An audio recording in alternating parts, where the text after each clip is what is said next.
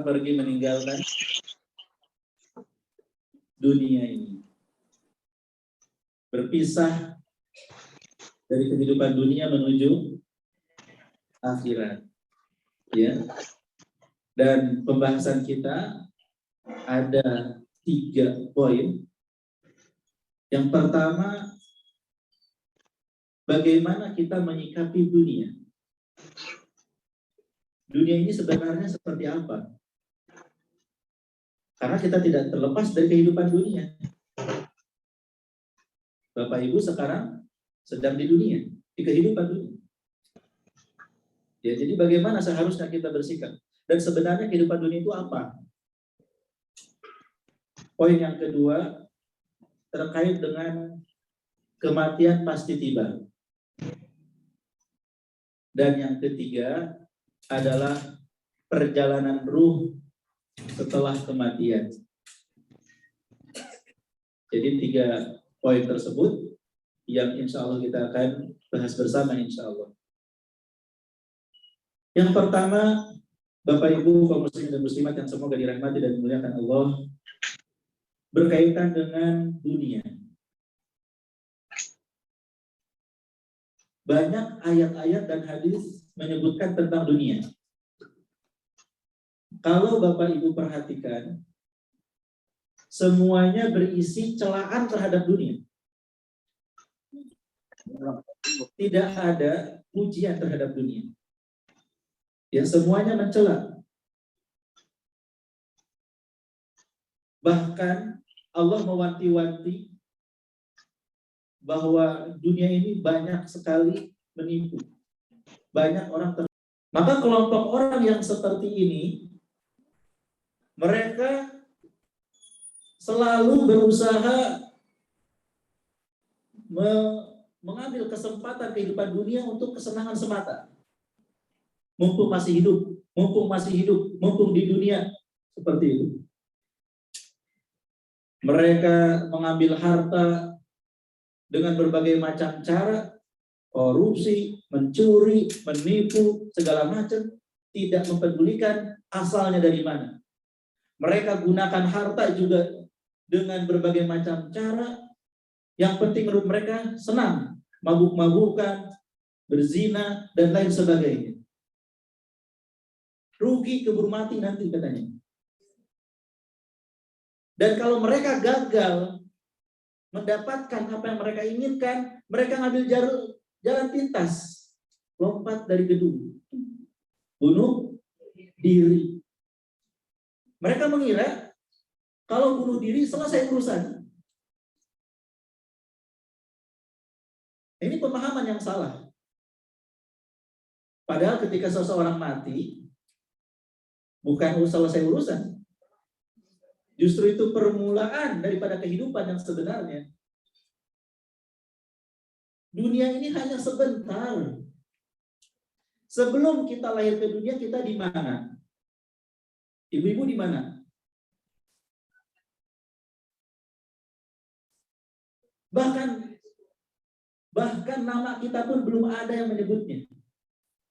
Hal ata 'alal insani minad dahri lam yakun syai'an madhkur. Ya, kita sebelum lahir ke dunia ini, bahkan nama kita aja belum ada yang menyebut. Orang tuanya siapa juga nggak ada yang tahu. Lama di alam sebelum dunia. Di dunia berapa tahun? Ketika lahir ke dunia, berapa tahun di dunia? Antara 60 sampai 100-an mungkin. Setelah meninggal dunia, di mana kita? Di alam akhirat. Berapa lama? Di alam kubur sampai nunggu hari kiamat nggak tahu berapa lama. Di hari kiamat selama-lamanya. Dunia ini cuma sebentar saja. Maka orang yang tertipu dengan dunia ini sangat mengherankan. Allah banyak mengingatkan dalam banyak ayat, di antaranya surat Ali Imran ayat 14-15 tentang dunia. Zuyyina lin-nasi hubbus syahawati minan nisa minan nisa'i wal banina wal qanatiril muqantarati minadh dhahabi wal fiddah wal khailil musawwamati wal an'ami wal harth dzalika mata'ul hayatid dunya wallahu 'indahu husnul ma'ab. Qul a'unabbi'ukum bi khairin min dzalikum lil ladzina taqaw 'inda rabbihim jannatun tajri min tahtiha al-anhar.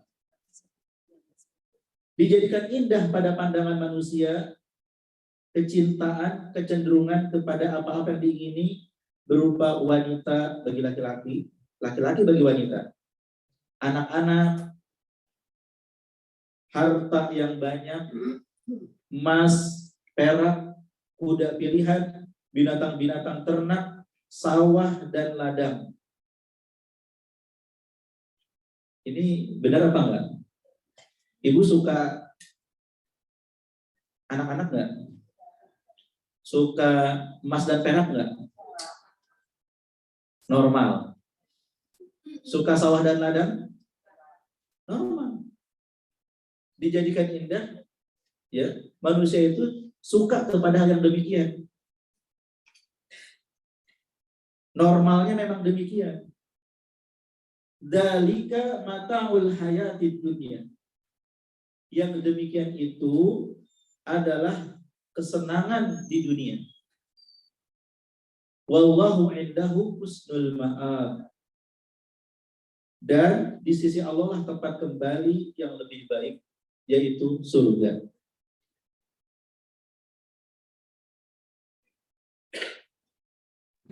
Ini yang disebutkan dari wanita, anak-anak, emas perak, harta yang banyak, sawah ladang, itu hanya dinikmati di dunia. Yang sebentar tadi. Di sisi Allah ada yang lebih baik. Makanya di ayat yang ke-14, yang ke-15-nya, qul a'unabbi'ukum bi khairin min dzalikum. Mau enggak aku kabarkan kepada kalian yang lebih baik daripada itu semua? Yang disebutkan tadi itu. Ada yang lebih baik loh. Lil ladzina taqaw 'inda rabbihim jannatun tajri min tahtiha al-anhar. Bagi orang-orang yang bertakwa, entah dia kaya, entah dia miskin, entah dia pejabat atau rakyat jelata, yang penting bertakwa, bagi mereka surga yang mengalir di bawahnya sungai-sungai. Bukan berarti nggak boleh punya harta, bukan nggak boleh punya anak, punya sawah ladang, bukan berarti. Tapi surga itu lebih baik. Jangan sampai ketika harus memilih, lebih memilih dunia dan meninggalkan akhirat. Yang ideal akhirat dapat, dunia dapat, amin. Tapi ada kalanya seseorang diuji. Ketika dia lebih memilih dunia, lebih memilih harta, jabatan, dan dia meninggalkan akhiratnya. Ada nggak yang lebih memilih dunia daripada akhirat? Ada nggak? Tidak sedikit di antara manusia, mereka lebih memilih harta dunia dan meninggalkan akhiratnya.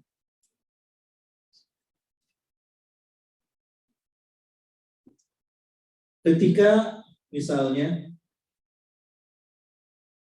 seorang wanita, dia butuh penghasilan, tiba-tiba ada yang menawari pekerjaan, tetapi pekerjaan yang harus maksiat. Ada nggak tawaran-tawaran kerjaan maksiat? Maka dia pilih mana? Apakah dia melakukan maksiat demi dunia, ataukah dia tinggalkan maksiat, dia cari pekerjaan lain yang nggak maksiat? Bapak Ibu, orang-orang yang tertipu dan tergesa-gesa, yang nggak sabaran, mereka lebih memilih maksiat. Yang penting dapat dunia, dapat uang. Sekiranya mereka sabar, Allah akan memberikan rizki yang halal tanpa harus maksiat. Sekiranya mereka sabar. Orang-orang yang korupsi, miliaran gitu ya, kalau mereka sabar, nggak korupsi, Allah akan berikan kepada mereka harta yang halal tanpa harus korupsi. Karena rezeki itu sudah ditetapkan oleh Allah sebelum seseorang lahir. Dan tidak akan meninggal dunia sampai terpenuhi semua rezekinya. Dan rezeki akan mengejar seseorang seperti kematian mengejar dia. Ibu gak mau rezeki, dikejar sama rezeki. Sama seperti kematian mengejar kita. Karena seseorang ditetapkan rezekinya, kapan kematiannya, dia bahagia atau enggaknya, sudah ditetapkan. Tetapi kebanyakan manusia enggak sabaran. Dan mereka tidak mempedulikan akhiratnya sehingga melakukan segala cara walaupun membahayakan akhiratnya demi wanita, demi pria, demi harta, demi jabatan, demi segala macam. Maka hati-hati ibu. Ibu boleh cinta anak-anak, ibu boleh cinta emas perak, sawah ladang, ya pokoknya harta boleh. Tapi jangan sampai mengorbankan apa? Akhiratnya. Jangan sampai menjadikan kita jatuh ke jurang neraka.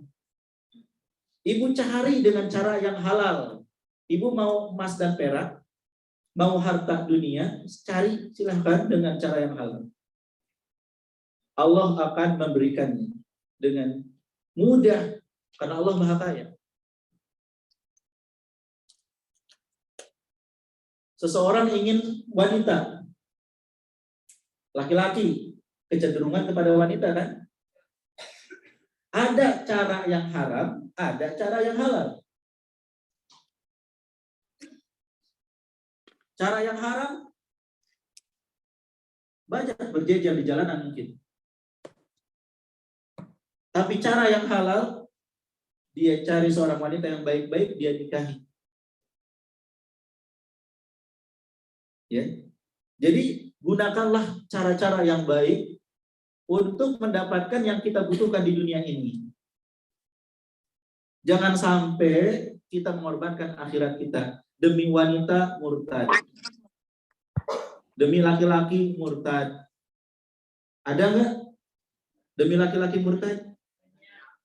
Menjual agama demi cinta, ya.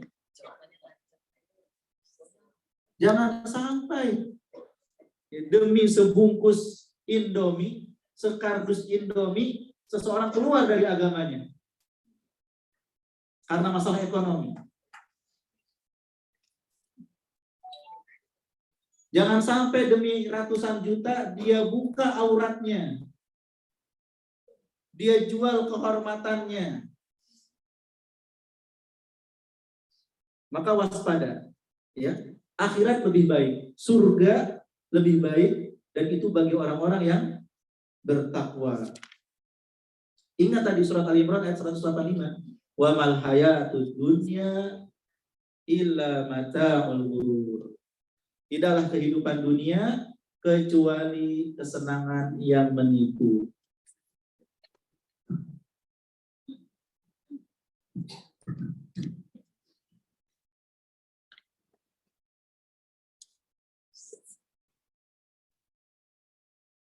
Ibu-ibu kaum muslimah yang semoga dirahmati dan dimuliakan Allah. Tuh kan kelewat bapak-bapaknya. Bapak dan ibu ya. Mencil kejauhan di sana. Barakallahu fiik, masyaallah ini. Bapak ibu kaum muslimin dan muslimat yang semoga dirahmati dan dimuliakan Allah. Di dalam ayat yang lain, dalam surat Al-Hadid ayat yang ke-20, Allah Subhanahu wa taala berfirman, "I'lamu annamal hayatud dunya la'ibu wa lahu wa zinatu wa tafakhurun bainakum wa takathurun fil amwali wal aulad." Ketahuilah, sesungguhnya kehidupan dunia itu permainan, ya, permainan, senda gurau yang melalaikan, perhiasan, dan tempat kalian saling membangga-banggakan, saling memperbanyak harta dan anak-anak. Ini Allah sebutkan dalam surat Al-Hadid ayat 20. 100, surat 57 ayat yang ke-20. Mungkin salah seorang ibu bisa baca, bantu saya terjemahannya saja ya. Ada tadi mik ya. Ayat 20. Ada yang bisa bantu baca? Ya, pakai pengeras suara Ibu. Biar nggak ngantuk nih, saya tunjuk aja ya nanti ya. Yang ngantuk-ngantuk nanti saya tunjuk untuk baca. Silakan. A'udzubillahi minasyaitonirrajim. Ketahuilah, sesungguhnya kehidupan dunia itu hanyalah permainan dan senda gurauan, perhiasan, dan saling berbangga dalam kekayaan, saling berbangga di antara kamu, serta berlomba dalam kekayaan dan anak keturunan, seperti hujan yang tanam tanamannya mengagumkan para petani. Kemudian tanaman itu menjadi kering dan kamu lihat warnanya kuning, kemudian menjadi hancur. Dan di antara nanti ada azab yang keras.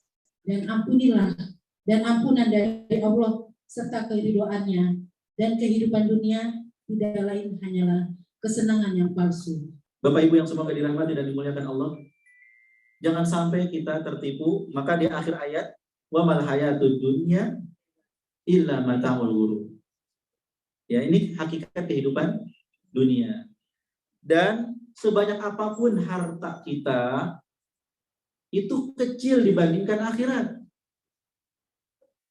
Rasulullah SAW bersabda, "Mad dunya fil akhirah illa kamathali ma yaj'alu ahadukum usbu'ahu hadhihi fil yad falyanzur bima yarji'."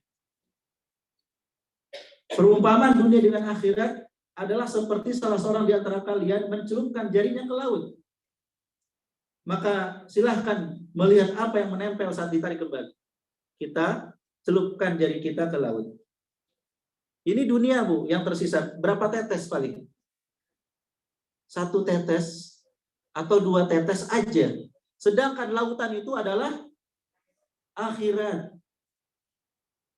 Jauh sekali. Tapi herannya Allah sebutkan banyak yang lebih memilih dunia daripada akhirat.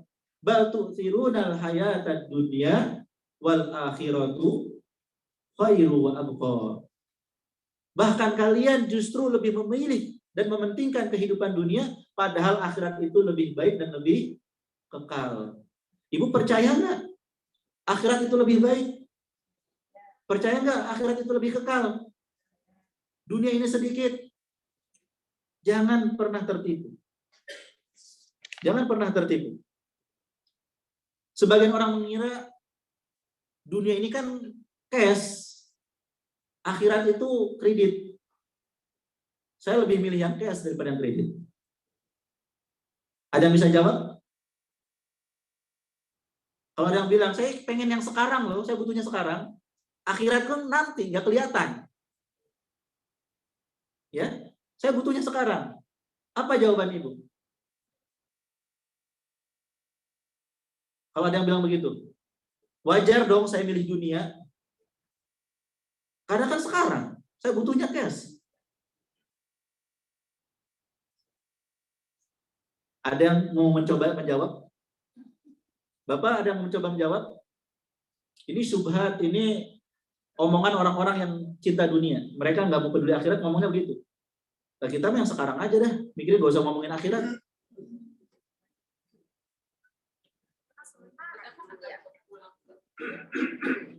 Ya kita butuhnya cash lebih baik daripada kredit. Kata mereka gitu. Saya tanya dulu, barangkali ada yang mau. Barangkali ada yang mau mencoba.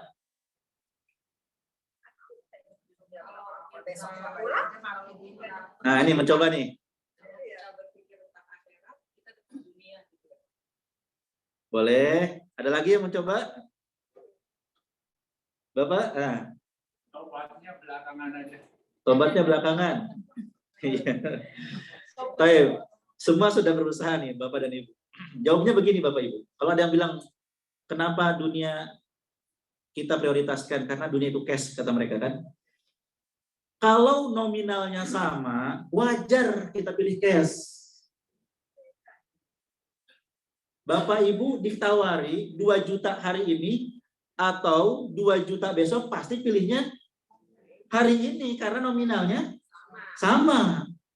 Tapi kalau nominalnya beda, 2 juta hari ini, 2 miliar minggu besok. Yang ngomongnya orang yang jujur, terpercaya, dan memang kaya raya. Artinya dia nggak mungkin bohong dan nggak pernah bohong. Dan memang beneran punya uang. Bilang ke ibu begitu, Bu, mau uang hari ini 2 juta atau tunggu minggu besok, saya ada 2 miliar. Saya tanya ibu, Bapak pilih mana? 2 miliar tapi nunggu seminggu atau 2 juta sekarang? Yakin? Nah, menunjukkan bahwa kredit lebih baik kalau nominalnya lebih banyak. Makanya sekarang banyak orang-orang mengkreditkan. Mereka punya uang, dihutang-hutangin kan? Kenapa? Karena mereka punya gambaran, naudzubillah, dengan riba mereka diharapkan setahun kemudian jadi lebih besar. Betul nggak? Nah, jadi cash lebih baik kalau nominalnya sama. Tapi ini beda. Dan ini bukan 2 juta dengan 2 miliar. Ini antara dunia dan akhirat tidak terhingga. Cashnya dunia, kecil, sedikit, sementara. Sebentar. Sedangkan akhirat itu lebih besar dan selama-lamanya, bayangkan. Ayo ibu, masih berpikir pengen cash? Dan hebatnya, kita nggak kehilangan dunia. Kita nggak kehilangan dunia kalau kita fokus akhirat. Hebatnya nih. Jadi kalau ibu, saya pengen akhirat saya selamat. Saya pengen akhirat saya selamat. Allah akan berikan dunia walaupun ibu nggak mau. Makanya Bapak Ibu jangan hanya melihat orang Islam tuh miskin-miskin aja, jangan. Banyak orang Islam yang kaya-kaya. Betul? Banyak orang Islam, dia beribadah kepada Allah, dia nggak suka maksiat, hartanya Masya Allah banyak. Dari kalangan sahabat, ada Abu Bakar, ada Abdurrahman bin Auf, ada Utsman bin Affan. Dan zaman sekarang pun tidak sedikit konglomerat muslim yang Allah berikan kekayaan harta dan juga kebaikan agama dan keluarga. Gak harus korupsi. Gak harus murtad untuk punya harta. Dia dapat dunia, padahal dia ingin akhirat. Dan sebaliknya, tidak sedikit orang yang suka maksiat, hartanya juga gak banyak-banyak amat. Orang-orang kafir di negara kafir, banyak ya, di Amerika contohnya. Ada gang-gang, kampung-kampung, wilayah-wilayah yang banyak pecandu narkobanya, penuh dengan kemiskinannya. Betul apa tidak? Jadi miskin gak harus muslim, kaya gak harus kafir. Makanya ketika seorang Yahudi melihat seorang ulama yang kaya raya, orang Yahudi itu protes. Wahai ulama, kata Nabi kalian, dunia itu ad-dunya sijnul mu'min wa jannatul kafir. Dunia itu penjaranya orang Islam, surganya orang kafir. Itu kata Nabi kalian. Lah kenapa Anda kaya banget begini? Saya miskin. Kata ulama tersebut yang kaya raya, kami dalam kehidupan, kecukupan, banyak harta segala macam, tetap dianggap di penjara dibandingkan di akhirat. Dan kalian dalam keadaan miskin segala macam itu dianggap seperti surga. Berarti penjaranya di akhirat lebih menderita lagi. Ya kenapa orang Islam seperti di penjara? Karena mereka nggak bebas. Ada batasan-batasan Allah. Harus melakukan ini, nurut. Dilarang ini, dia tinggalkan. Ya, bahkan nggak boleh makan khamr, makan babi, nggak boleh minum khamr. Jadi banyak larangan-larangan. Tetapi itu tidak mengurangi kebahagiaan orang Islam. Nah, jadi ibu fokus dapatkan akhirat. Insya Allah dunia akan mengikuti ibu. Bukan berarti ibu nggak boleh, bapak nggak boleh mencari dunia. Boleh, silahkan cari dunia, tapi jangan pernah mengorbankan akhirat. Jangan pernah berbuat maksiat untuk dapat dunia. Kerja yang benar, jangan pakai tipu-tipu, jangan pakai suap menyuap, jangan sampai korupsi. Kerja yang benar, dapat yang halal itu aja cukup. Kalau mau nambah lagi bisnis yang benar, ya. Jadi insya Allah kita bisa dapat dunia yang kita inginkan tanpa harus mengorbankan akhirat. Dan orang-orang yang mengorbankan akhirat tidak sedikit mereka pun dunianya terkorbankan. Banyak wanita-wanita yang menjual dirinya di masa tuanya juga hancur. Akhirat hancur, dunia juga hancur. Ya banyak orang-orang yang demi dunia dia maksiat akhirnya. Akhirnya dunia pun nggak dapat kecuali yang udah ditakdirkan aja. Nah ini pembahasan pertama, hakikat dunia. Yang kedua, kematian pasti tiba. Ibu penting nggak kita mengingat kematian? Bagi yang rambutnya sudah memutih, kulitnya keriput, giginya sudah mulai ompong-ompong, mungkin sadar ya. Tapi sebagian mereka berusaha untuk menyemir rambutnya, menambal giginya, menarik-narik kulitnya supaya nggak keriput. Seakan-akan akan hidup selamanya. Padahal itu adalah tanda kasih sayang Allah supaya sadar Anda tuh sudah tua. Yang namanya sudah berumur harus lebih persiapan. Sakit itu tanda dari Allah supaya kita sadar. Dan kematian itu nggak datang kepada yang tua saja, nggak datang kepada yang sakit saja. Idza jaa ajaluhum la yastakhiruna an saati wa la yastaqdimun. Kalau sudah datang ajalnya, bisa dimundurin tidak? Nggak bisa dimundurkan. Bisa dimajukan? Tidak juga dimajukan. Ada orang bunuh diri gagal. Ada? Sudah lompat dari atas, dibawa ke puskesmas, sembuh. Aduh, udah pada patah tulangnya. Ya, sudah minum racun, sembuh. Tidak bisa dimajukan kematian, tidak juga bisa dimundurkan. Walaupun hartanya banyak, dia ingin supaya tetap hidup, dia bayar berapapun, yang penting saya bisa hidup. Tetap jika sudah datang ajalnya, datang kematian. Dan sangat penting mengingat kematian. Berkata Thabit Al-Bunani, beruntunglah orang yang senantiasa mengingat waktu datangnya kematian. Tidaklah seorang hamba memperbanyak mengingat kematian, kecuali akan tampak buahnya dalam amal perbuatan.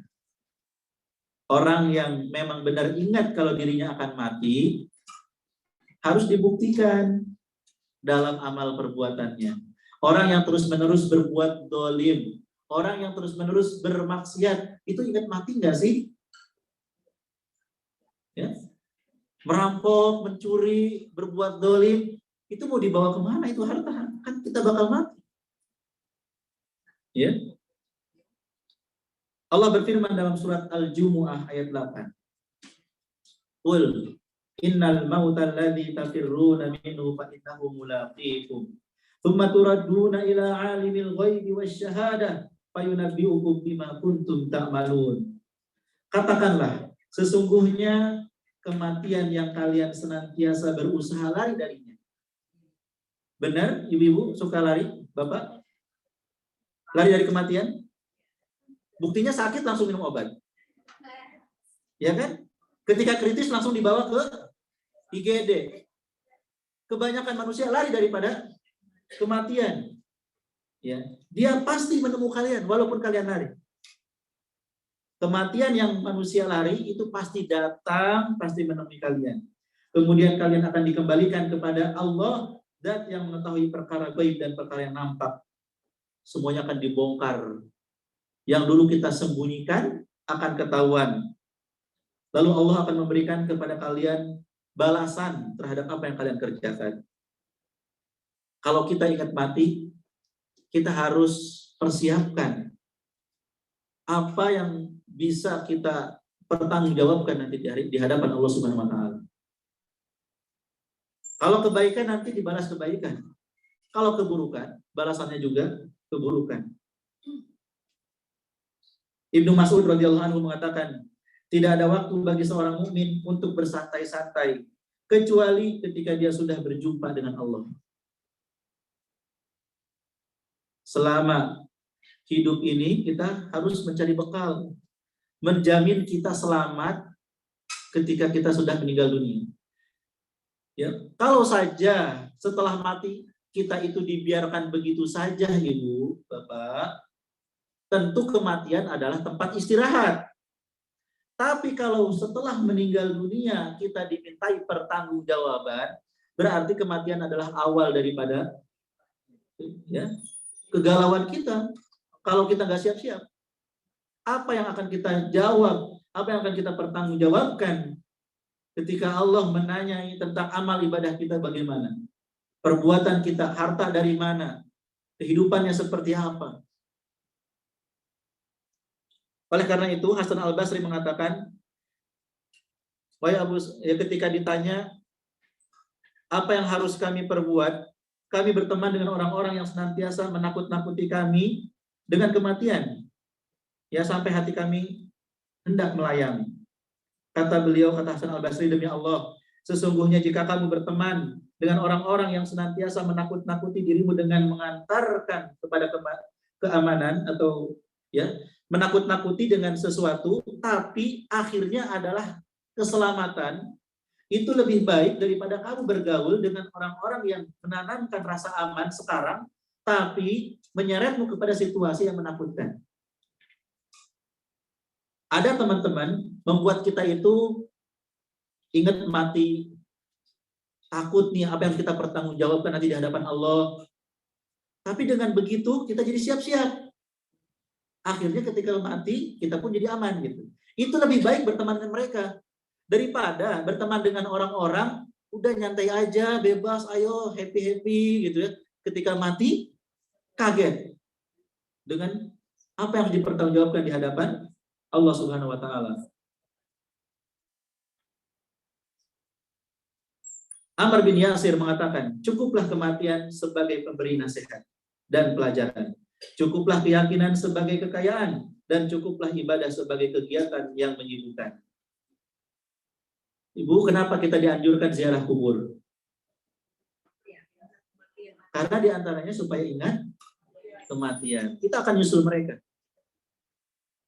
Mereka di kuburan, kita akan menyusul mereka. Kita ini gak akan hidup selamanya. Kita akan berpisah dengan orang-orang yang kita cintai.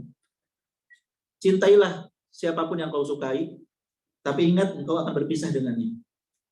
Dia duluan yang pergi atau kita duluan.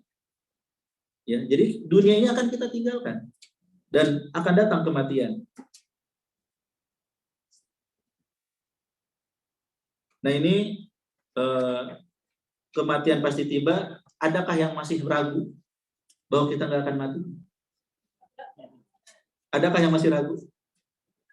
Yakin semuanya akan datang kematian? Kapan waktunya? Ada yang tahu? Tidak ada yang tahu. Apa hikmahnya? Kita nggak ada yang tahu kapan meninggal dunia.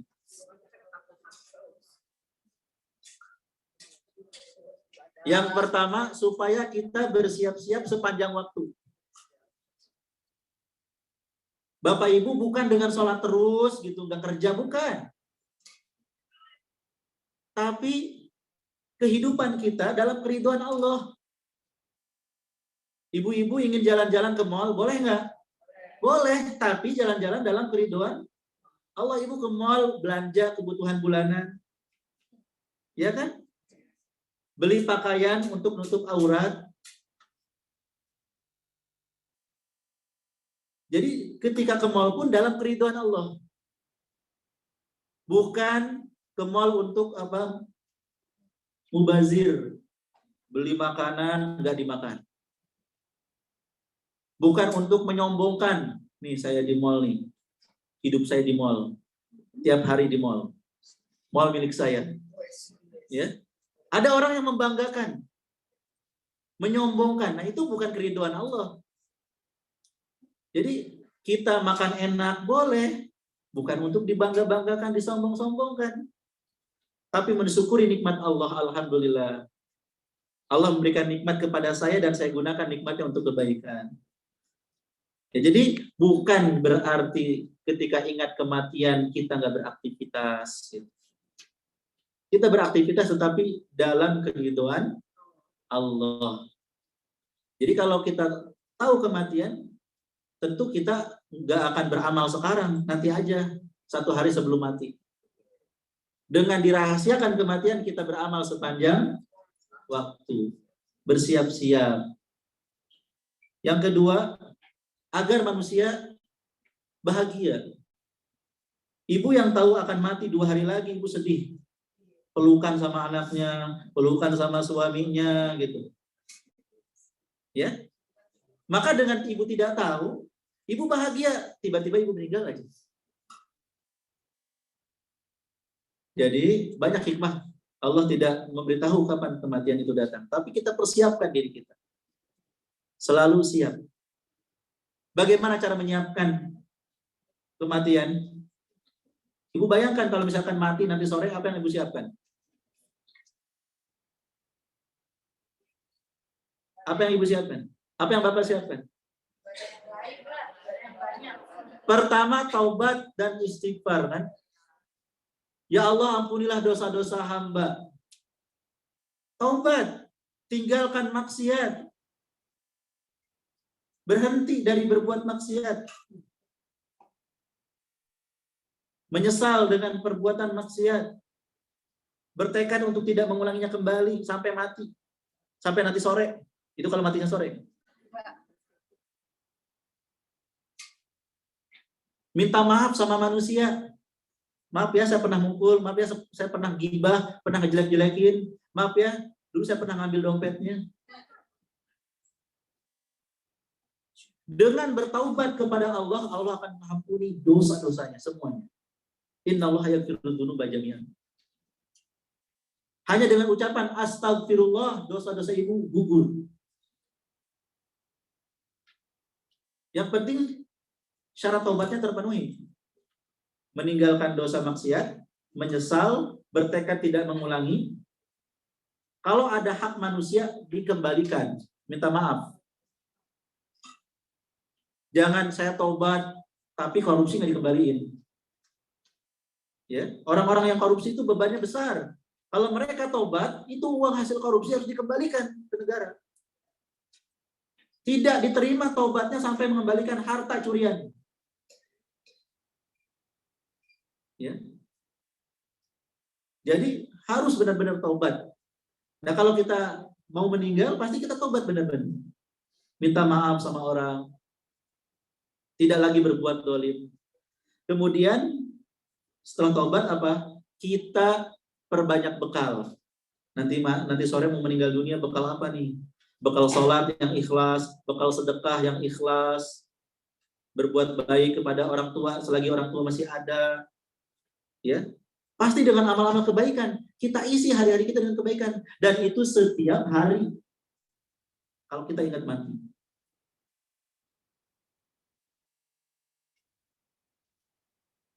Maka sangat penting ingat kematian ini. Kemudian Ibu, pembahasan yang terakhir. Jika kita meninggal dunia, bagaimanakah perjalanan ruh? Saya akan bacakan hadis yang panjang yang diriwayatkan oleh sahabat Al-Barra bin Azib radhiyallahu anhu. Beliau menceritakan, kami pernah mengiringi jenazah orang Ansor bersama Rasulullah Shallallahu Alaihi Wasallam. Para sahabat bersama Rasulullah mengiringi jenazah. Sesampainya di kuburan dan menunggu liang lahatnya dibenahi, Rasulullah Shallallahu Alaihi Wasallam duduk menghadap kiblat. Kami pun duduk di sekitar beliau dengan khusyuk, seolah di kepala kami ada burung. Di tangan Nabi Shallallahu Alaihi Wasallam ada ranting. Beliau tusukkan ke tanah, kemudian beliau menengadah ke langit, ya, dan berdoa, mengulangi 3 kali. Ista'idu billah min adabil qabr. Mintalah perlindungan kepada Allah dari azab kubur. Allahumma inni a'udzubika min adabil qabr. Ya Allah, aku berlindung kepadamu dari azab kubur. 3 kali. Ya, Rasulullah berdoa, ya, menengadahkan tangannya ke atas, minta perlindungan dari azab kubur. Naudzubillah, kita berlindung pada Allah agar dijauhkan dari azab kubur. Kemudian beliau menceritakan proses perjalanan ruh mukmin dan kafir. Seorang hamba yang beriman. Semoga kita semua meninggal dalam keadaan iman. Ketika hendak meninggalkan dunia dan menuju akhirat, turunlah malaikat dari langit. Wajahnya putih, wajahnya seperti matahari. Mereka membawa kafan dari surga dan minyak wangi dari surga. Mereka pun duduk di sekitar mayit sejauh mata memandang. Kemudian datanglah malaikat maut. Dia duduk di samping kepalanya dan mengatakan, wahai jiwa yang baik, keluarlah menuju ampunan Allah dan ridhonya. Maka keluarlah ruh itu dari jasad dengan mudah, sebagaimana tetesan air keluar dari mulut ceret atau langsung dipegang malaikat maut. Para malaikat yang lain tidak meninggalkan walaupun sekejap, dan mereka langsung mengambilnya dari malaikat maut. Mereka memberinya kafan dan minyak wangi tersebut. Keluarlah ruh itu dengan sangat wangi, seperti bau parfum paling wangi yang pernah ada di bumi. Para malaikat ini pun naik menuju membawa ruh itu. Setiap kali ketemu dengan malaikat yang lain, mereka akan bertanya, ruh siapakah yang baik ini? Mereka menjawab, ruh fulan bin fulan, dengan nama terbaik yang pernah dia gunakan di dunia. Hingga sampai di langit dunia, mereka minta agar pintu langit dibukakan. Lalu dibukakan. Mereka naik menuju langit berikutnya dan diikuti para malaikat langit dunia hingga sampai di langit ke-7. Kemudian Allah berfirman, tulis catatan amal hambaku di Illiyin. Tahukah kamu apakah Illiyin itu? Itu kitab yang bertulis, disaksikan oleh para malaikat. Kembalikan hambaku ke bumi, karena dari bumi aku ciptakan mereka. Ke bumi aku kembalikan mereka, dan dari bumi aku bangkitkan mereka untuk kedua kalinya. Maka dikembalikanlah ruhnya ke jasadnya. Kemudian mayit mendengar suara sendal orang yang mengantarkan jenazahnya sewaktu mereka pulang setelah pemakaman. Kemudian datanglah 2 malaikat yang keras gertakannya. Lalu mereka menggertaknya dan mendudukkan si mayit. Mereka bertanya, siapa Robmu? Si mukmin menjawab, Robbu Allah. Ditanya lagi, apa agamamu? Maka dijawab, agamaku Islam. Siapakah orang yang diutus di tengah kalian? Si mukmin menjawab, dia Rasulullah Sallallahu Alaihi Wasallam. Pertanyaan alam kubur atau yang disebut dengan fitnah kubur. Malaikat bertanya lagi, bagaimana amalmu? Mukmin menjawab, saya membaca kitab Allah, saya mengimaninya dan membenarkannya. Pertanyaan malaikat, siapa Robmu? Apa agamamu? Siapa nabimu? Inilah ujian terakhir yang akan diterima seorang mukmin. Orang beriman pasti diuji. Ini yang disebut dengan fitnah kubur. Ujian di alam kubur. Orang beriman akan Allah berikan keteguhan bagi mukmin untuk menjawabnya. Allah berfirman, "Yutsabbitullahu alladziina aamanu bil qauli tsabit fil hayatid dunya wa fil akhirah." Allah meneguhkan iman orang-orang beriman dengan ucapan yang teguh di kehidupan dunia dengan ucapan la ilaha illallah, dan di akhirat dengan jawaban pertanyaan para malaikat. Sehingga dia menjawab, Rabbu Allah, agamaku Islam, nabiku Muhammad sallallahu alaihi wasallam. Tiba-tiba ada suara dari atas, hambaku benar, bentangkan untuknya surga, beri pakaian surga, bukakan pintu surga untuknya. Dia pun mendapatkan angin surga dan wanginya surga, dan kuburannya diluaskan sejauh mata memandang. Kemudian datanglah orang yang wajahnya sangat bagus, pakaiannya bagus, baunya wangi. Dia mengatakan, kabar gembira dengan sesuatu yang menyenangkanmu. Kabar gembira dengan ridho Allah dan surga dan penuh kenikmatan abadi. Inilah hari yang dulu kamu dijanjikan. Si mayit dengan keheranan bertanya, semoga Allah memberi kabar gembira untuk Anda. Siapa Anda? Wajah Anda mendatangkan kebaikan. Orang yang berwajah bagus itu pun menjawab, saya amal solehmu. Aku adalah amal solehmu. Subhanallah, amal soleh yang menemani kita di kesepian, menemani kita di kuburan. Kemudian dibukakan untuknya pintu surga dan pintu neraka. Ketika melihat ke neraka, disampaikan kepadanya, itulah tempatmu jika kamu bermaksiat kepada Allah. Dan Allah gantikan kamu dengan tempat yang itu, yaitu surga. Si mayit pun menoleh ke arah surga. Melihat janji surga, si mayit berdoa, wahai Rabbku, segerakanlah kiamat agar aku bisa berjumpa kembali dengan keluarga dan hartaku. Lalu disampaikan kepadanya, tenanglah. Ini orang beriman. Semoga kita termasuk di dalamnya. Mereka dimudahkan dalam kematian. Datang malaikat memberikan kabar gembira ketika sakaratul maut. Wahai jiwa yang baik, keluarlah menuju kasih sayang Allah, menuju ampunan Allah. Semangat gak keluar? Semangat. Seperti orang yang tinggal di kontrakan petakan, terus permisi Pak, mohon maaf, tolong ya keluar, Bapak pindahnya ke rumah yang baru aja ya, gratis buat Bapak. Semangat gak keluar? Semangat banget pasti.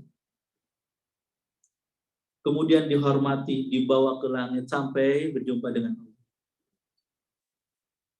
Dibukakan pintu langit dengan harum, dipanggil dengan nama terbaik. Dikembalikan ke dunia dengan pelan-pelan. Ketika diuji, fitnah kubur, lolos ujian. Lancar jawab. Bukan karena kita ngapalin di dunia. Saya mau bawa contekan aja deh kalau mati. Tulis di kertas ini kalau saya mati, taruh sebelah saya ya, saya mau baca. Enggak begitu, bukan karena hafalan, bukan karena baca, tetapi Allah yang meneguhkan. Sehingga dia bisa bicara itu, Allah yang meneguhkan. Tergantung amalannya selama di dunia. Benarkah dia yakin Allah Rabbnya? Benarkah dia yakin Islam agamanya? Nabi Muhammad utusan yang diutus kepadanya? Sebagian orang ngaku beriman tapi nggak mau taat sama Allah. Sebagian orang ngaku beriman tapi nggak mau nurut sama Rasulullah. Ngaku agama Islam tapi cuma KTP-nya doang. Nggak mau mengikuti ajaran Islam.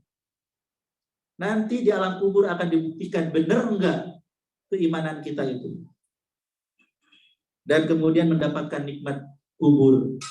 Nikmat kubur ini terus sampai hari kiamat, Bu. Berapa lama? Lama banget. Tapi meskipun dapat nikmat kubur, dia pengen cepat-cepat, ya Allah, cepat hari kiamat, ya Allah. Kenapa? Pengen kembali kepada keluarga dan hartanya. Menunjukkan apa?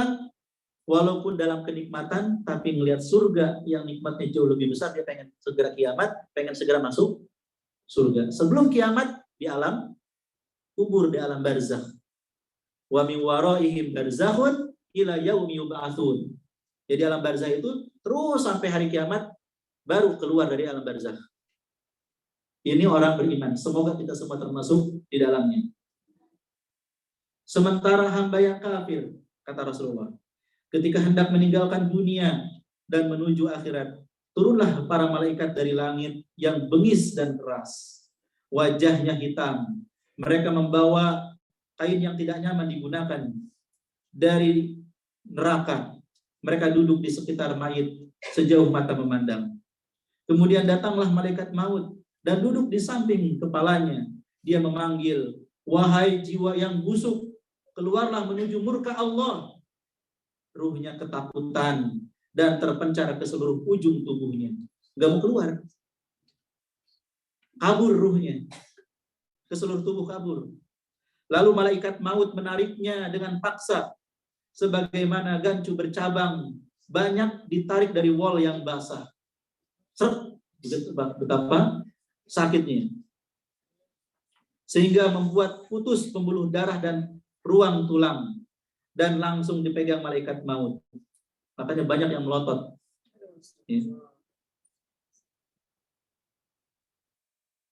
Para malaikat yang lain tidak meninggalkan walaupun sekejap. Dan mereka langsung mengambilnya dari malaikat maut. Kemudian diberi masuh yang mereka bawa tadi. Ya, kain dari api neraka tadi. Ruh ini keluar dengan membawa bau yang sangat busuk. Seperti busuknya bau bangkai yang pernah ada di muka bumi. Mereka pun naik membawa ruh ini. Setiap kali mereka melewati malaikat, malaikat pun bertanya, ruh siapa yang busuk ini, yang buruk ini? Ini Fulan bin Fulan, nama yang paling buruk yang pernah digunakan di dunia. Hingga mereka sampai di langit dunia. Kemudian mereka minta dibukakan, namun tidak dibukakan.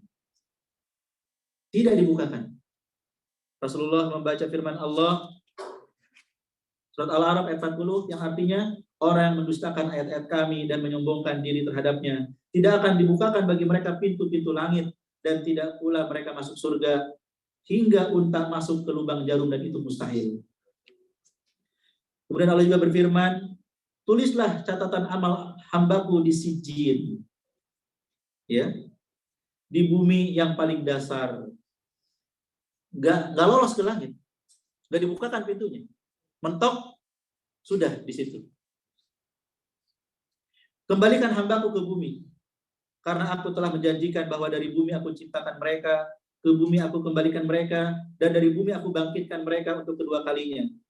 Kemudian ruhnya dilempar hingga jatuh ke jasadnya. Kemudian Rasulullah membaca firman Allah, surat Al-Hajj ayat 31, yang artinya, barang siapa mempersekutukan sesuatu dengan Allah, maka ia adalah seolah-olah jatuh dari langit, lalu disambar oleh burung, atau diterbangkan angin ke tempat yang sangat jauh. Kemudian ruhnya dikembalikan ke jasadnya, hingga dia mendengar suara sendal orang mengiringi jenazahnya ketika pulang meninggalkan kuburan. Kemudian datanglah dua malaikat. Gertakannya keras, mereka pun menggertak, ya, si mayit dan mendudukannya. Mereka bertanya, siapa rohmu? Si kafir menjawab, haha, saya tidak tahu. Apa agamamu? Dia juga menjawab, haha, saya tidak mengerti. Saya tidak tahu. Siapakah orang diutus di tengah kalian? Orang kafir itu pun menjawab, ya, menyebut namanya, lalu digertak namanya Muhammad. Si kafir hanya bisa mengatakan, haha, saya nggak tahu. Saya cuma mendengar orang-orang bilang seperti itu, dan saya cuma ikut-ikutan. Kamu tidak tahu, kata malaikat, dan kamu tidak mau tahu. Tiba-tiba ada suara dari atas, hambaku dusta, bentangkan untuknya neraka, bukakan pintu neraka untuknya. Dia pun mendapatkan panasnya neraka dan racun neraka. Kuburnya disempitkan hingga tulang belulangnya berserakan. Lalu datanglah orang yang wajahnya sangat buruk, berbaju jelek, baunya seperti bangkai. Dia mengatakan, kabar buruk untukmu. Inilah hari di mana dulu kau dijanjikan. Si mayit kafir pun menjawab, kabar buruk juga untukmu. Siapa kamu? wajahmu mendatangkan keburukan. Maka orang ini menjawab, aku adalah amalmu yang buruk. Allah musta'an. Amal buruk itu semakin menyesalkan pelakunya di lahatnya. Kemudian dia diserahkan kepada makhluk yang buta, tuli, dan bisu. Dia membawa pentungan. Andaikan dipukulkan ke gunung, niscaya akan jadi debu. Kemudian benda itu dipukulkan ke mayit kafir, dan dia menjadi debu. Lalu Allah kembalikan seperti semula, terus dipukul lagi. Dipentung oleh palu yang besar tersebut. Kalau dipukulkan ke gunung hancur, dan ini si mayit dipukul dengan palu yang sangat besar tersebut. Lalu Allah kembalikan seperti semula dan dia pun memukulnya lagi. Dia berteriak sangat keras, bisa didengar oleh semua makhluk kecuali jin dan manusia. Kalau jin dan manusia dengar, mereka pasti pingsan. Lalu dibukakan untuknya neraka dan disiapkan tempat di neraka. Apa yang dia ucapkan? Dia disiksa di kuburan. Ketika dia lihat neraka, apa yang dia katakan? Wahai Rabb, jangan engkau tegakkan kiamat. Jangan ada kiamat, tolong. Lebih baik disiksa, dipukul, dihimpit di dalam kubur daripada harus neraka, karena saking mengerikannya. Hadis ini sahih riwayat Imam Ahmad, Abu Daud, ya, dengan sanad yang sahih. Nah ini Bapak Ibu ya, perjalanan ruh setelah kematian. Dan kita akan mengalami itu semua. Ini kabar dari Rasulullah. Kabar dari Rasulullah SAW, yang mana Rasulullah tidak berbicara dari hawa nafsunya. Apa yang beliau sampaikan itu dari Allah Subhanahu Wa Taala. Yang harus kita imani. Maka kita harus bersiap-siap dengan banyak tobat, banyak amal ibadah. Rubah sikap kita yang merugikan diri kita sendiri, yang merugikan orang lain. Coba dengarkan apa kata orang tentang kita. Apakah mereka ya mengatakan kita baik? Alhamdulillah. Kalau kita buruk, coba kita introspeksi diri. Jangan anti kritik dan saran. Perhatian mereka yang menginginkan kebaikan untuk kita dengarkan. Terkadang kita sulit untuk menilai diri kita sendiri. Allah jadikan cermin dan saudara kita itulah cermin kita. Ya, terkadang caranya nggak baik, kadang caranya nggak sopan, nggak apa-apa. Yang penting orang nasihatin kita. Dan jangan lupa untuk terus menuntut ilmu supaya ingat dan ingat terus. Kadang-kadang sekarang kita ingat, besok sudah lupa. Semoga Allah wafatkan kita semua dalam keadaan husnul khotimah. Allah kumpulkan kita semua ke dalam surganya. Amin ya Rabbal alamin. Ya, mungkin ini yang bisa saya sampaikan di kesempatan ini. Selanjutnya bisa dengan diskusi dan juga tanya jawab, baik pembahasan yang pertama, kedua maupun yang ketiga. Terkait yang pertama tadi apa? Tentang hakikat dunia. Yang kedua tentang kita semua pasti mati. Dan yang ketiga kehidupan setelah mati. Wallahu a'lam bishawab.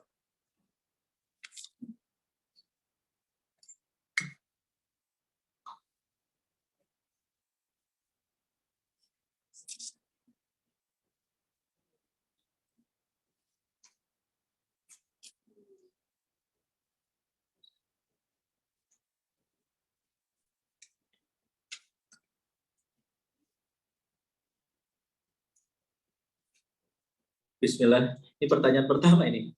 Pak Ustadz boleh minta nomor WA-nya? Boleh, bebas saya. Ya. 0812.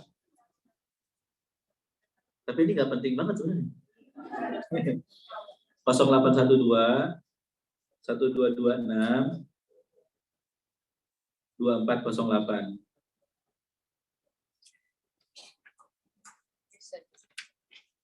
Ya, 0812 1226 2408. Mohon maaf kalau jawabnya lama, responnya lama ya. Kadang ya seperti ini, sedang kajian gitu.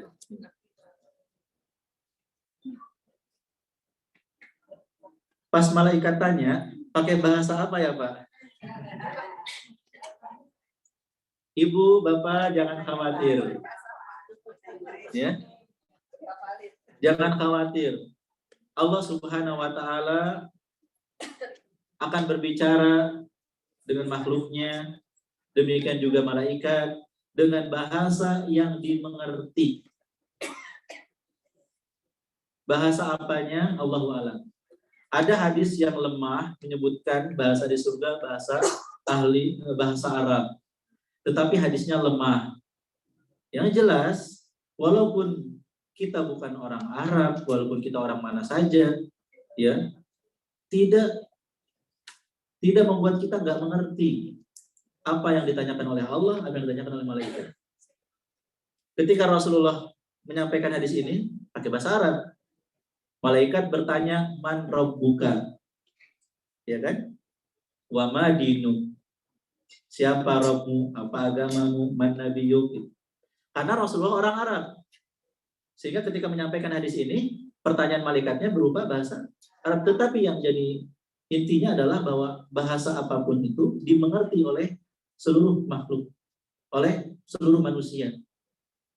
Jadi ibu nggak usah ngapalin. Yang penting itu ibu mengamalkan. Man rabbuka, siapa Rabbmu? Bukan karena kita ngapalin di dunia, Robbi Allah akan jawab itu, bukan. Tapi benar nggak keyakinan Allah Rabb kita? Ibu yakin nggak Allah pencipta kita? Yang ngatur alam semesta kita? Yang mengatur rizki? Kok masih iri sama orang? Yang mengatur rizki kan Allah. Kenapa kita protes sama Allah? Kenapa dia banyak ya Allah rizkinya? Padahal cakepan saya. Kenapa suaminya ganteng? Cantikan saya. Ya, Allah yang mengatur semuanya. Rizki, jodoh, segala macam. Jadi kita nggak boleh protes sama Allah. Nggak boleh iri dengki sama manusia. Terus bukti kalau kita yakin Allah pencipta, penguasa, pengatur, kita harus tunduk patuh sama Allah. Sekarang begini Bu. Ibu misalnya punya asisten rumah tangga. Dia nurut banget sama ibu. Ibu seneng nggak ngasih? Nah sekarang dia nggak menurut. Mbak tolong ya bantu sapuin ya Mbak. Maaf ya. Ibu aja yang nyapu, saya capek. Ibu jangankan ngasih. Bisa-bisa besok kayaknya kita selesai ya. Ini pesangonnya sudah cukup. Artinya Ibu, kita kalau yakin Allah yang ngasih rezeki, kita harus baik-baik sama Allah. Betul? Iya, minta baik-baik sama Allah. Allah maha kaya, Allah maha luas rezekinya. Gitu. Jadi pertanyaan dalam kubur itu tergantung amalan kita. Tadi seperti siapa nabimu? Nabi Muhammad kan? Sallallahu. Yang bisa jawab yang taat sama Rasulullah. Yang gak nurut sama Rasulullah gimana? Mana buktinya Rasulullah sebagai nabi diperintahkan sama Rasulullah nggak mau nurut? Kata Rasulullah apa? Kullu ummati yadkhulunal jannah illa man aba. Qalu wa man ya'ba ya Rasulullah? Qala man ata'ani dakhalal jannah wa man asani faqad aba. Setiap umatku pasti masuk surga. Kecuali yang nggak mau. Setiap umatku pasti masuk surga. Coba, ibu mau masuk surga nggak? Bapak mau masuk surga nggak? Tapi ada loh yang nggak mau. Kata sahabat, siapa yang nggak mau? Kata Rasulullah, man ata'ani dakhalal jannah. Siapa yang taat kepadaku, nurut sama Rasulullah, dia masuk surga. Siapa yang nggak mau taat, maksiat, dia yang nggak mau. Kalau memang kita mengatakan Nabi Muhammad, Rasul saya, utusan kepada saya, Nabi saya, ya kita harus nurut sama Rasulullah. Harus nurut sama Rasulullah. Harus percaya sama Rasulullah. Hadis ini tadi yang dibacakan, sebagian orang nggak percaya. Itu dari Rasulullah, ngapain percaya? Naudzubillah. Ya Anda bukan muslim, nggak percaya nggak apa-apa. Tapi kami orang Islam, kami mengucapkan asyhadu alla ilaha illallah wa asyhadu anna Muhammad dan Rasulullah, kami percaya apa yang disampaikan oleh Rasulullah. Bahwa orang ketika mati, begitu perjalanan ruhnya. Jadi, ibu jangan hiraukan ucapan orang-orang yang nggak beriman. Mereka emang dasarnya nggak beriman, nggak mau percaya. Walaupun aku Islam, nggak sedikit orang aku Islam tapi nggak percaya dengan Al-Quran, nggak percaya dengan hadis Nabi. Banyak ngaku-ngaku Islam tapi nggak percaya. Ya, ada orang aku Islam nggak percaya ada malaikat. Nah, kita orang beriman harus benar-benar percaya apa yang Allah sampaikan dalam Al-Quran, apa yang disampaikan Rasul dalam Al-Hadis.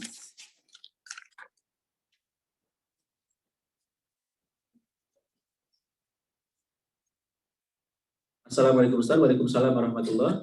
Rezeki seseorang sudah Allah catat 50.000 tahun, ya, artinya tidak akan tertukar, ya, 50.000 tahun sebelum penciptaan langit dan bumi. Bagaimana jika kita melihat seseorang terlihat hidup mewah, tapi didapat dengan cara-cara yang tidak baik, misalnya korupsi, riba?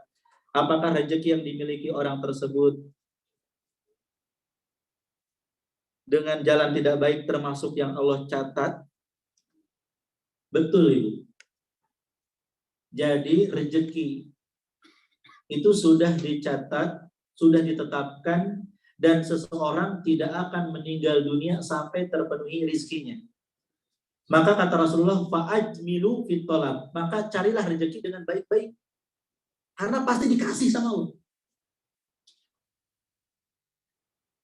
Seseorang ditakdirkan dapat harta 1 triliun, punya harta 1 triliun.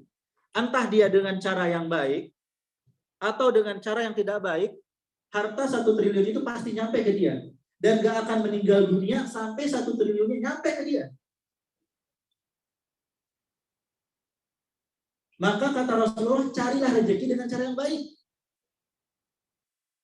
Makanya maksiat, kekufuran tidak akan menambah rizki. Sebagaimana ketaatan, kesolehan tidak akan mengurangi rizki. Rizki seseorang sudah ditetapkan banyak sedikitnya, entah dia mukmin maupun kafir. Entah dia taat ataupun maksiat. Entah dengan cara yang halal ataupun dengan cara yang haram. Kalau gitu Ibu lebih pilih cara yang mana? Yang halal, sabar. Banyak orang korupsi, hartanya tetap sedikit. Ketahuan, disita sama KPK. Betul? Berarti dia sudah maksiat, dia sudah korupsi, ketahuan, malu juga, hartanya dimiskinkan juga.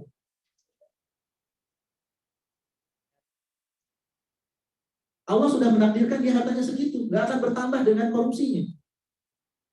Korupsi sebentar hilang lagi.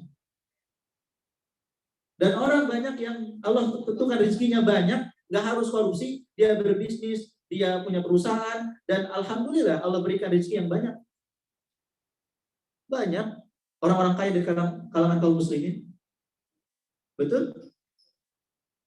Sangat banyak orang Islam yang kaya itu. Yang mereka mendapatkannya dengan cara yang halal, tanpa harus maksiat. Jadi apa yang dilakukan kalau dia dapat dengan cara yang haram? Dia taubat kepada Allah Subhanahu wa taala. Ya.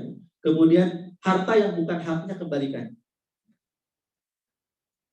Ya kepada pemiliknya. Hasil korupsi kembalikan ke negara. Hasil mencuri tetangga balikin ke tetangga.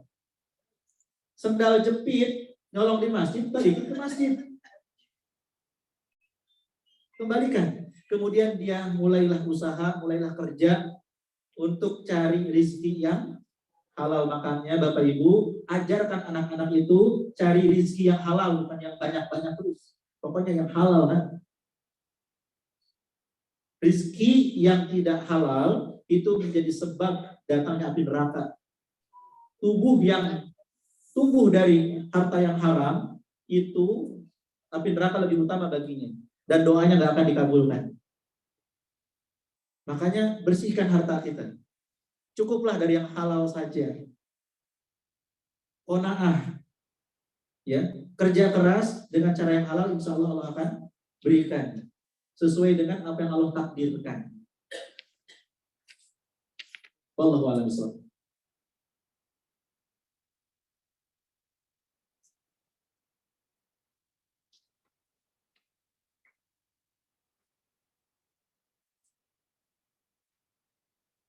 Apakah seluruh dosa-dosa yang dilakukan pada masa lalu yang besar dan kecil akan terhapus setelah bertaubat? Iya. Kabar gembira bagi kita semua. Sebesar apapun dosa, lau ataitani bi qurabil ardi khotoya la ataituka bi qurabiha maghfiratan, kata Allah. Jika kau datang kepadaku dengan dosa sebesar bumi, aku akan datang ampunan sebesar itu juga, asalkan kau bertobat. Inna Allah yaghfiru dzunuba jami'an. Allah mengampuni dosa-dosa semua. Kata Rasulullah, at-taibu minadz dzambi kaman la dzanba lahu. Orang yang bertobat dari dosa seperti orang yang tidak punya dosa, bersih. Bapak Ibu, kita bisa membersihkan dari seluruh dosa hanya dengan beberapa detik dengan kalimat astagfirullah. Yang penting syarat tobatnya terpenuhi, ada 6. Syarat tobat ada 6. Yang pertama, ikhlas. Bukan karena ingin tenar, saya hijrah, saya tobat. Bukan karena ingin dapat kerjaan, ya ada tawaran kamu bisa dapat kerjaan, tapi tolong tobat dulu ya. Akhirnya udah saya tobat nih, demi kerjaan. Nggak bisa. Harus lillah, tobatnya karena takut kepada Allah dan mengharapkan surganya, tinggalkan maksiat, maka dia ikhlas. Yang kedua, meninggalkan dosa yang dia lakukan. Seandainya dia punya 5 dosa, dia tinggalkan 4 dosa, maka yang diampuni cuma 4, yang 1 enggak.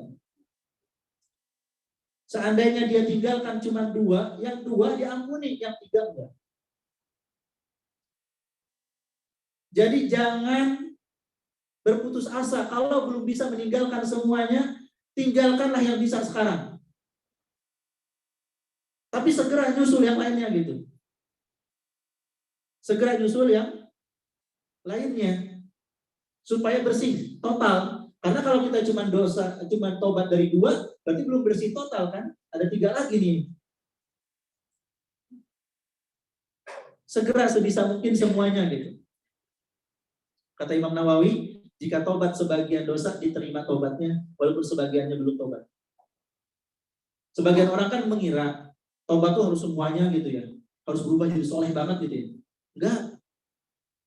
Ada orang yang bertobat dari beberapa dosa dan masih melakukan yang lain. Contoh, ada orang tobat dari meninggalkan sholat, tapi dia belum bertobat dari minuman misalnya. Maka sholatnya diterima, dosa meninggalkan sholat dihapus, tapi dosa minuman keras tetap jalan. Nah, yang ingin bersih tobatlah semuanya sebelum datang ajal. Ya, syarat yang kedua meninggalkan seluruh dosa. Yang ketiga menyesal. Harus ada penyesalan. Gak boleh bangga, gak boleh sombong. Masa lalu gak usah dicerita-ceritakan. Itu mah belum suhu. Saya dulu udah jadi suhu. Ya. Sebagian orang bangga dengan kesalahan masa lalu. Bahkan sebagian mereka menampakkan, saya ini mantan loh. Mantan penjahat, seakan-akan pengen orang tahu. Kalau dia tuh bisa lebih jahat lagi gitu. Ini enggak menyesal. Tutupi kesalahan-kesalahannya. Kalau dia punya tato, tutupi tatonya.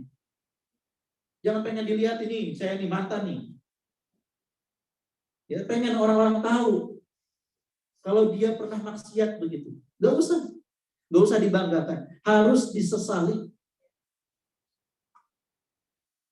Disembunyikan, ditutup, dan kita juga jangan suka ngorek-ngorek kamu dulu kesalahannya apa.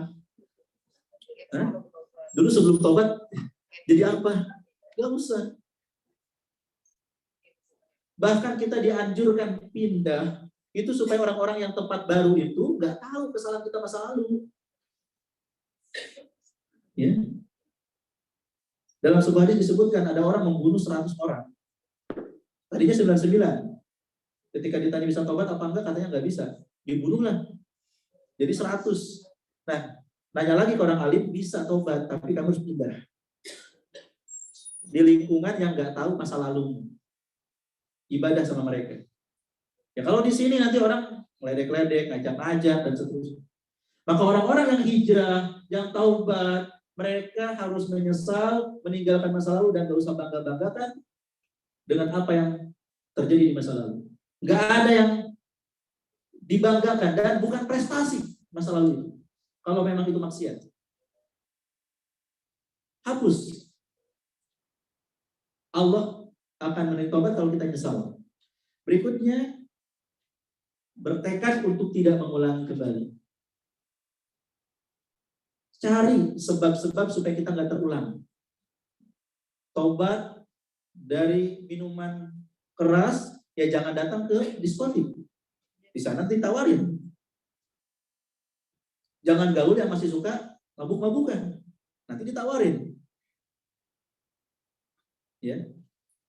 Taubat dari melihat yang kurang baik, filenya jangan disimpan. Ini suatu saat kambuh, nanti jumpa lagi. Dihapus. Jadi harus bertekad, saya tidak akan mengulangi kembali. Yang kelima, kalau berurusan dengan manusia harus minta kehalalan. Gak bisa seperti orang gak punya dosa. Salah ke orang, salah ke sini, dia seakan-akan tobat aja begitu. Yang lainnya diajukan. Harus minta maaf. Dulu pernah ngomongin, dulu pernah mukul, dulu pernah ngambil uang. Minta maaf ke orang. Minta kehalalan. Minta diselesaikan urusan di dunia. Termasuk tadi yang korupsi ya. Kalau mau tobat harus kembalikan hartanya. Kemudian yang keenam, syarat tobat sebelum terlambat. Maka jangan udah-udah. Nanti keburu sekarat. Kalau sudah sekarat, nggak diterima lagi tobatnya. Ya, jadi Allah akan mengampuni semua dosa. Mari Bapak Ibu kita bertobat. Ya, setiap hari kata Rasulullah, ayuhan nas istaghfiru rabbakum wa tubu ilaihi wa inni la astaghfirullah fil yaum akthar min 70 marrah. Wahai manusia, bertobatlah kepada Allah dan minta ampunlah kepadanya. Sesungguhnya aku bertaubat kepada Allah dan minta ampun. Ini Rasulullah. Rasulullah bertaubat dan istighfar sehari lebih dari 70 kali. Dalam riwayat yang lain 100 kali. Apalagi kita, Rasulullah itu memberikan contoh kepada kita. Kita jangan merasa hebat, oh saya bebas dari dosa. Oh enggak. Kadang kita nggak melakukan dosa, tapi kita bangga. Oh saya ini orang soleh nih, nggak punya dosa. Nah bangganya kita ini kesalahan juga, harus tobat lagi gitu. Menganggap orang lain najis, ahli maksiat seperti nggak boleh temenin dan segala macam. Padahal mereka ingin kembali kepada Allah. Ya kadang kita merasa bangga dengan diri kita.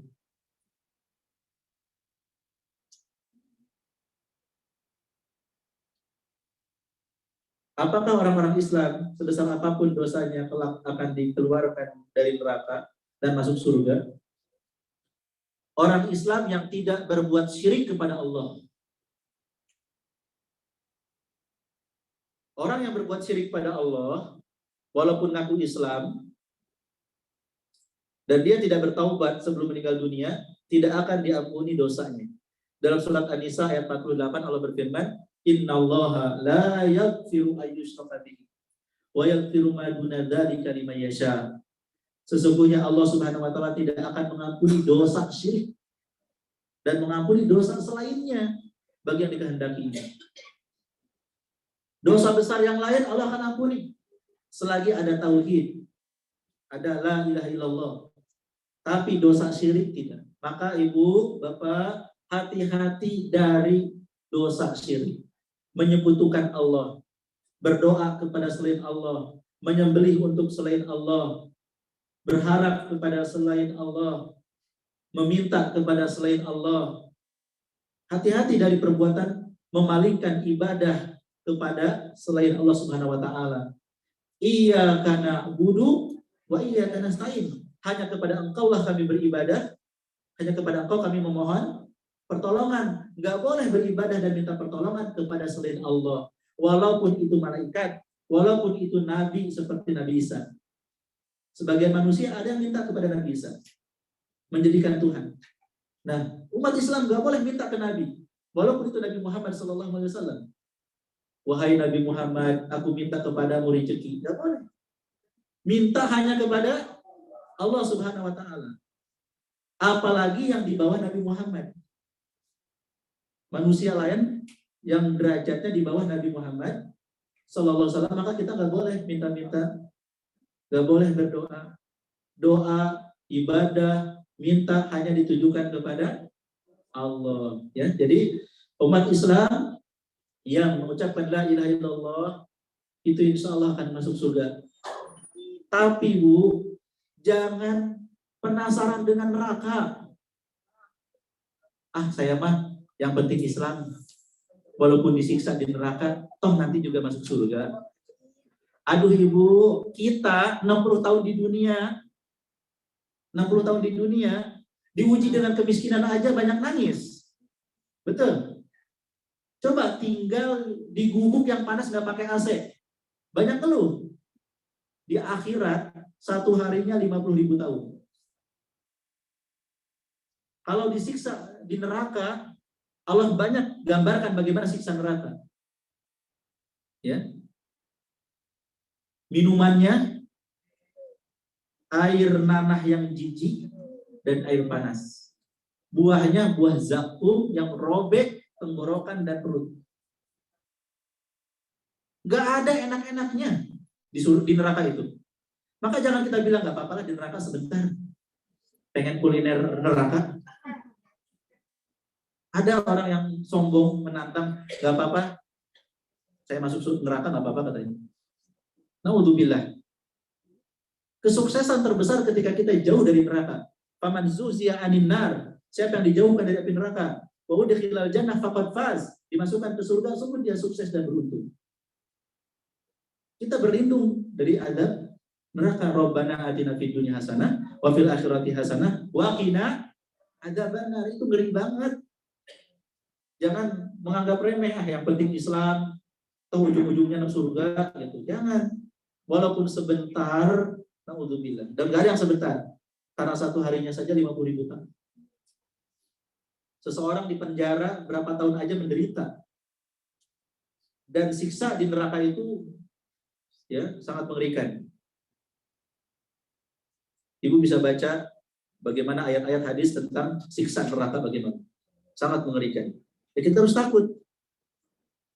Caranya taubat, segera beramal soleh. Ya, minta yang baik-baik sama Allah, Allah akan kasih.